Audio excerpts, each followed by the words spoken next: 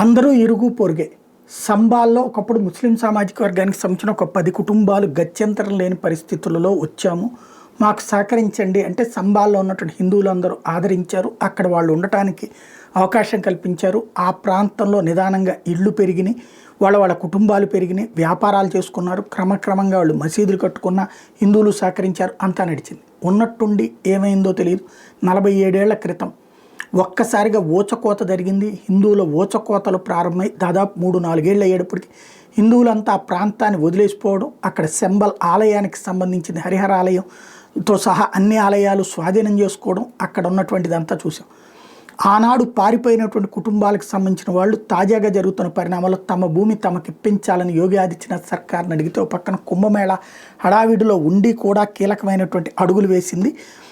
తులసీరామ్ ఎవరైతే దళిత కుటుంబానికి సంబంధించినటువంటి వ్యక్తిని హత్య చేసి వాళ్ళ భూమి లాక్కుంటే ఇప్పుడు వాళ్ళ కుటుంబానికి ఆ భూమిని తిరిగి ఇస్తూ ఆదేశాలు జారీ చేసింది.